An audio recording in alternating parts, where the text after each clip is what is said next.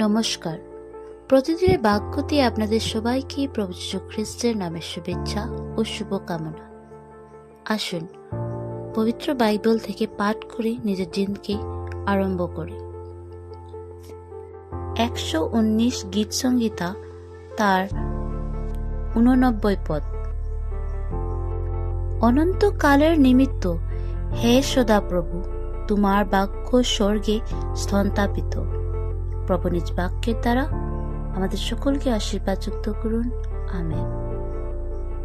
প্রিয়জন, আজকে এই বাক্যের দ্বারা আমরা সকলে একটি কথা জানতে পারি এবং বুঝতে পারি, সেটা হচ্ছে প্রভুর বাক্য এই পৃথিবীর বাক্য নয়।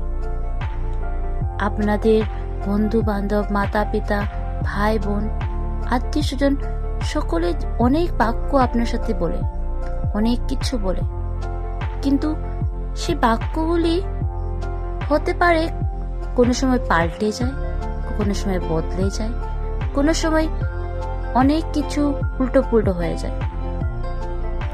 কিন্তু আমাদের পবিত্র শাস্ত্রতে যা কিছু লেখা আছে, সেই সকল কিছু স্বর্গ থেকে, প্রভুর কাছ থেকে আসা বাক্য।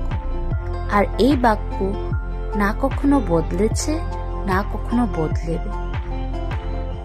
তাই আপনাকে আর আমাকে এই বাক্যের উপর নিজের মন প্রাণ দিয়ে বিশ্বাস করা অনেক অনেক অনেক বেশি দরকার।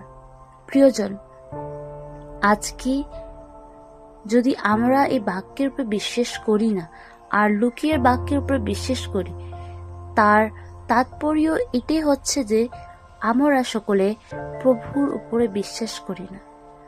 আর আমরা জানি, যদি আমরা প্রভু যীশু খ্রিস্টের উপর বিশ্বাস করি না, আমরা কখনো স্বর্গের রাজ্যে যেতে পারবো না।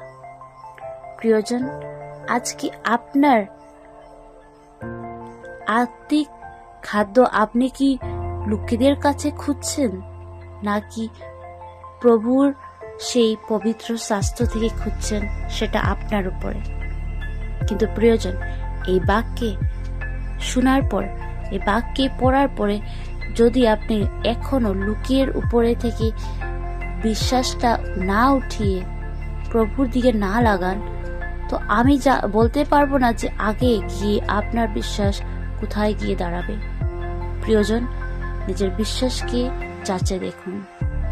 আসুন একটি ছোট প্রার্থনা করে আজকের দিনকে প্রভুর হাতে সমর্পণ করি।